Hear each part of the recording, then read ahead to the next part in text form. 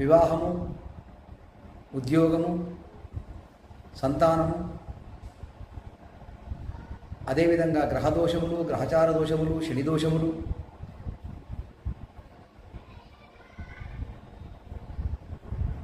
శని దశలో అంతర్దశలో నడుస్తున్నటువంటి వాళ్ళు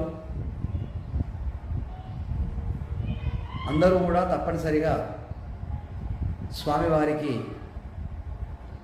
తెల్ల జిల్లేడు మాలను సమర్పించి, సింధూరాన్ని సమర్పించి, ఎరుపు రంగు పుష్పములను, నీలం రంగు పుష్పములను, తెలుపు రంగు పుష్పములను సమర్పించి నువ్వుల నూనెతో దీపారాధన చేసినట్లయితే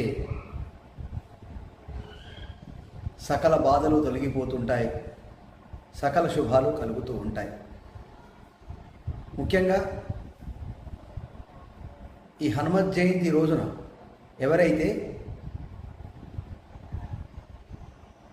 హనుమత్ గాయత్రి మంత్రాన్ని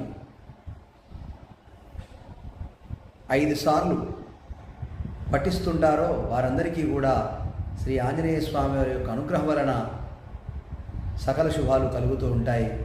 గ్రహదోషాలు, గ్రహచార దోషములు అన్నీ కూడా తొలగిపోతుంటాయి. అనుకున్న పనులన్నీ విజయం సాధిస్తూ ఉంటారు.